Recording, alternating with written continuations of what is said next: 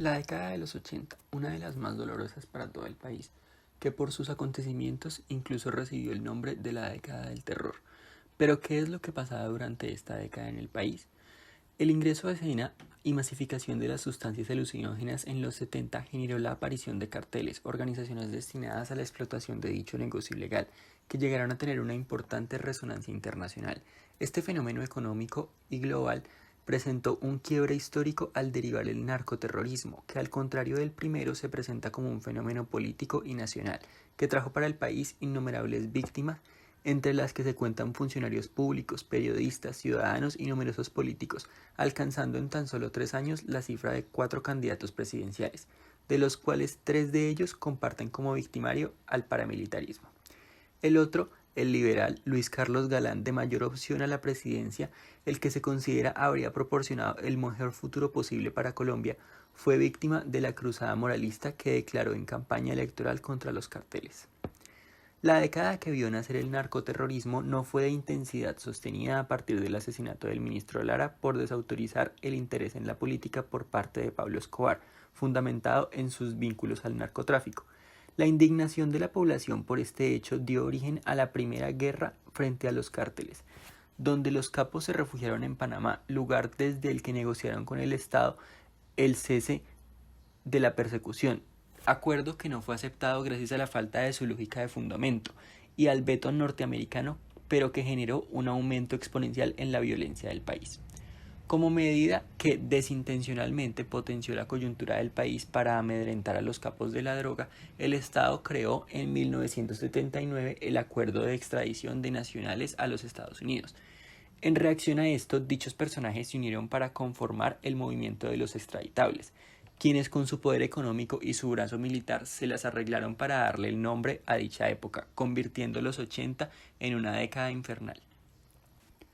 Resulta impensable intentar ver el panorama completo de la década si al lado de los carteles no se vislumbran los demás actores. Una guerrilla que a través de la vacuna y los escuadrones de protección a laboratorios rurales se introdujo en el negocio hasta llegar a convertirse en otro cártel, y los paramilitares que pretextaron combatir a la guerrilla y expulsarla de sus territorios. Las estrategias para finiquitar esta red nunca resultaban, ya que con el tiempo se supo que los afanes ideológicos de quienes las ordenaban eran menos sólidos que los deseos de quedarse con una tajada del negocio.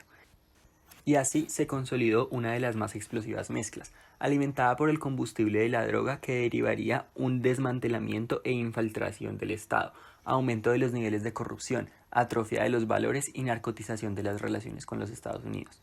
Por otro lado, el gobierno de Belisario Betancur se empeñó en realizar un proceso de paz generoso con las diferentes guerrillas, que arrancó con una amnistía amplia e incondicional, pero los errores de manejo y la falta de compromiso de la élite y del estamento militar debilitaron el proceso, el cual fue brutalmente violado por el M-19, con un hecho tan doloroso para la historia del país como lo es la toma del Palacio de Justicia, que según su pronunciamiento planteaba como fin someter al gobierno y al presidente a un juicio revolucionario. Las 27 horas de terror que vivió el país entre el 6 y el 7 de noviembre de 1985 dejaron una herida difícil de sanar.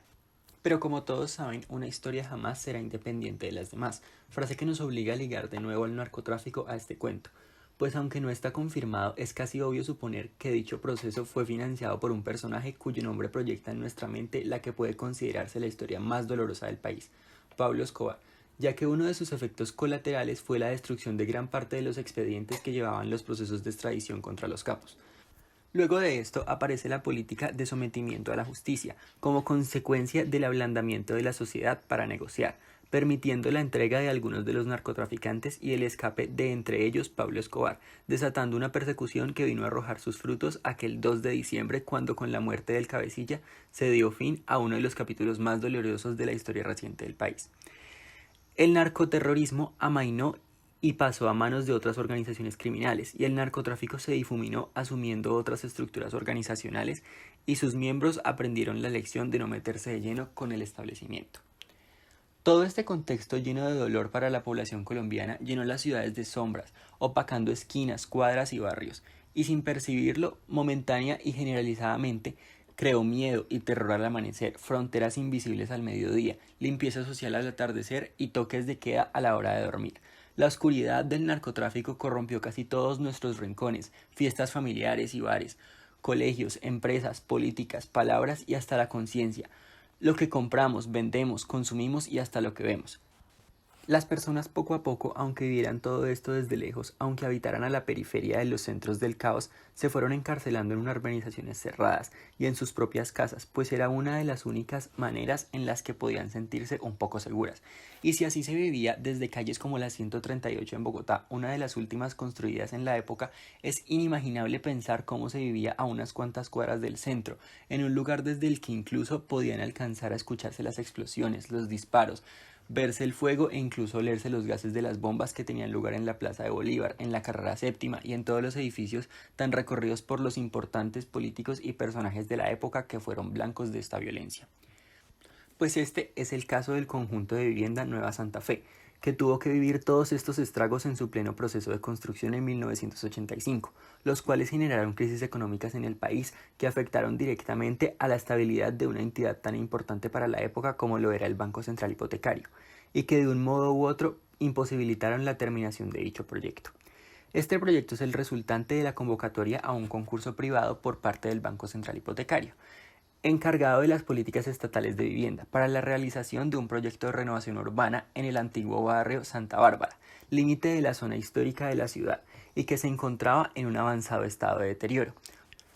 Un consorcio de arquitectos conformado por la firma Camacho y Guerrero, Arturo Robledo, Pedro Mejía y Rogelio Salmona, fue el ganador del concurso, quienes deberían hacer una propuesta para 9 manzanas que como resultado final fueron diseñadas a modo de claustros, es decir, desarrolladas alrededor de grandes patios internos que habían sido previamente destruidas. El proyecto goza de una disposición estratégica, junto al barrio La Candelaria, a tan solo 3 cuadras de la Plaza de Bolívar, y más específicamente comprendía las 10 manzanas ubicadas entre las calles Séptima y la Cuarta, y las carreras Cuarta y la Séptima.